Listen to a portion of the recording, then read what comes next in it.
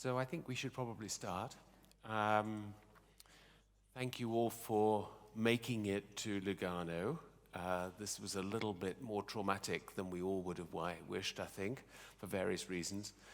I'm sorry to say that my large group in Manchester, none of them have come apart from myself, because of the fears of being self-quarantined going back through Milan, which was one of the pieces of advice that the Minister of Health in the UK issued.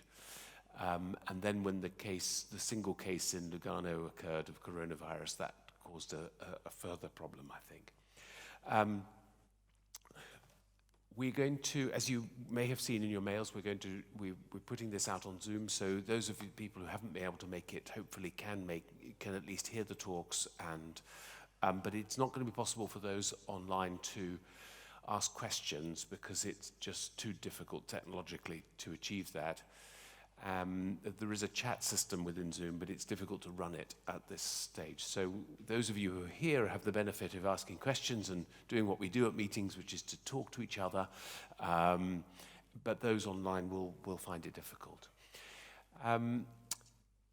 This is our 9th Advances Against Aspergillosis meeting, and it's really a welcome on behalf of David Stevens and Bill Steinbach, who run the meeting with me, and for the last 3 occasions, Derry Brothers and her team at Hartley Taylor.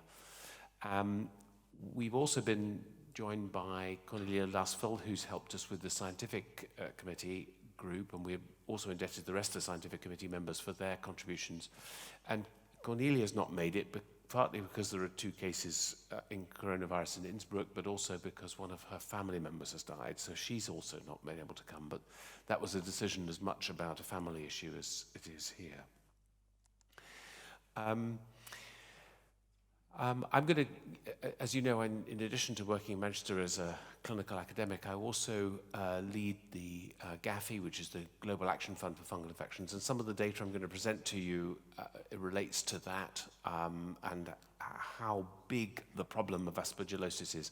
And there have been some substantial changes in this since over the last 2 years, which I think are worth focusing on.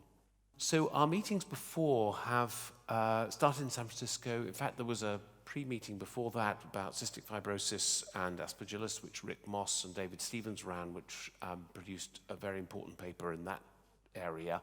And then that was the genesis of all of these meetings. We've always had about 320 to 350 people participating. In one meeting, we had about 450 people attending. And there have been a lot of papers presented as a result of these meetings, which have enhanced the field. I should give credit to David Stevens, who's been very supportive of this and trying to encourage people to write papers, which can be summary papers and papers that wouldn't get written about topics which, tend not to get aired very much. And actually, they have, in many cases, been an important part of the contribution. And there have also been 1,400 some abstracts presented at the meeting. So that's a big body of work which has also been presented, which we think is also very valuable. Last time I presented this slide, slightly similar, different format, very similar. And the chronic and allergic aspergillosis cases really haven't changed at all. We don't have a better estimate for the number of these patients than we currently have. And you can see there's a pretty wide range in those numbers, but they are in the millions. But what has changed, and I'll show you why, is that we think there's much greater number of invasive aspergillosis cases than we previously had appreciated. And that's for several reasons. The last figure, about 5 years ago, we thought the figure was around 200 to 250,000. When I last presented, it was 300,000.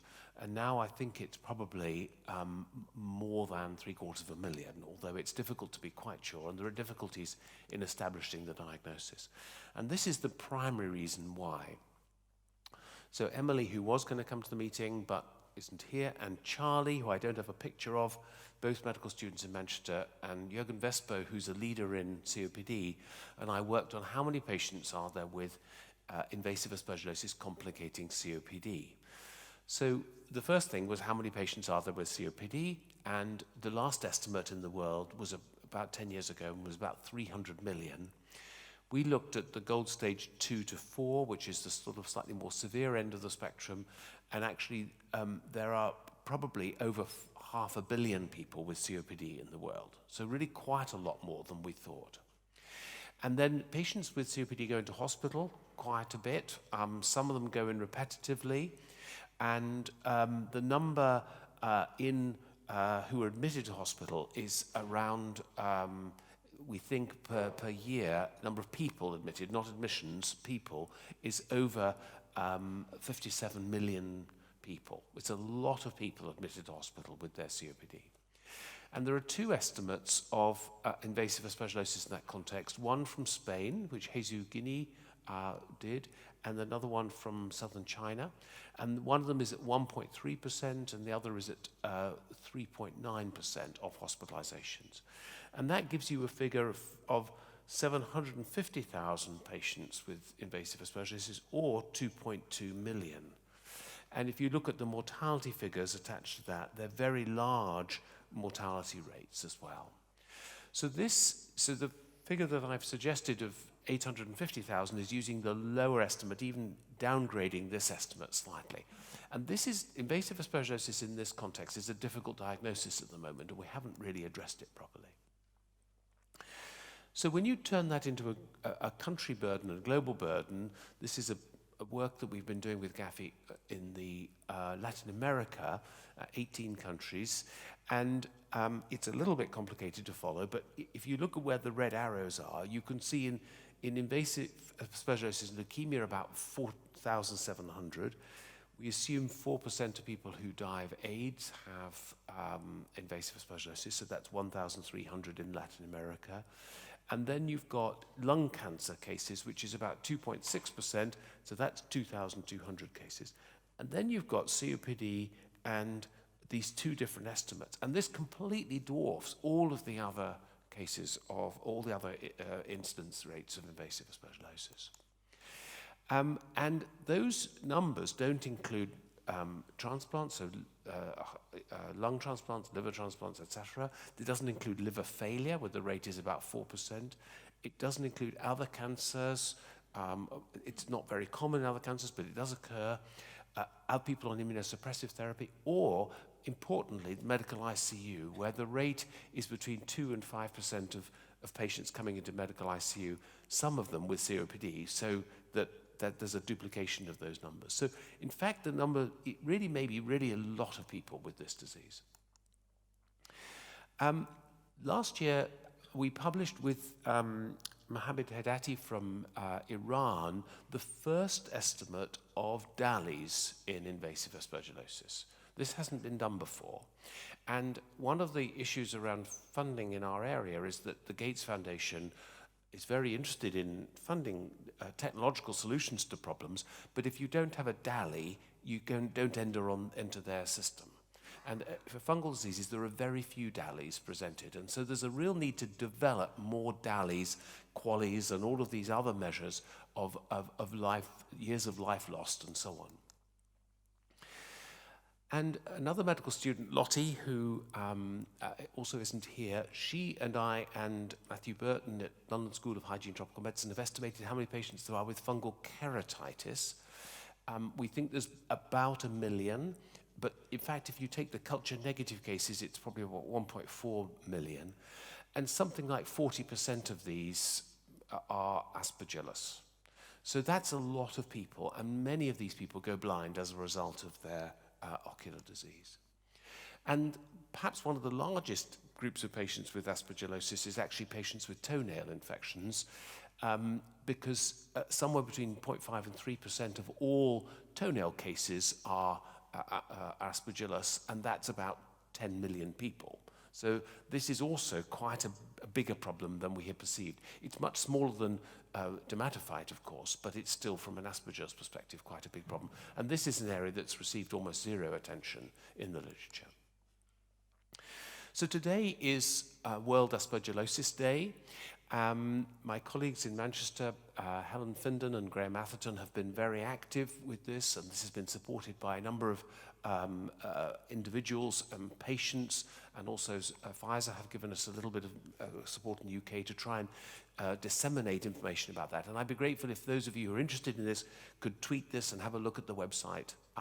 It's important, and one of the messages here is that 1 in 300 people have aspergillosis, and there's not enough recognition of the morbidity attached to these problems across the world.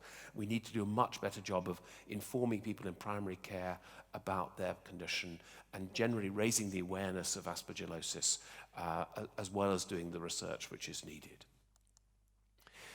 So there's a Twitter handle for the meeting, 9th AAM, and then there's a Twitter handle for World Aspergillosis Day for those of you who do Twitter, and those would be helpful if you want to magnify the discussions which we're going to have at the meeting here today. So last meeting, I presented 5 aspirational targets for aspergillosis, which we should achieve over the next 10 years. It was 12 years then, and I just want to review those.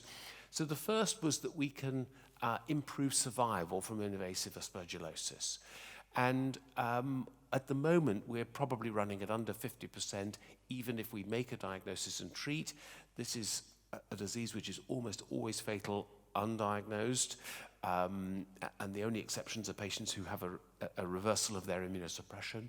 And we really haven't yet achieved this. Now, the new drugs coming through may achieve it, but there are other things to be done in order to try to achieve improved outcomes. The second was about the science and understanding the disease. So we need to understand more about the biology, more about the immunological interactions, and more about the genetic basis of aspergillosis. And there has been really quite a lot of improvements, particularly in the pathogenesis of invasive aspergillosis. And so there is some definite movement forward in this area, which is really good. There's more to do, particularly, I think, in the chronic and allergic aspergillosis cases, but also the genetics are not yet well established, I think, and we need to understand that better. So, and then there's a target related to diagnostics. Most countries don't have diagnostics.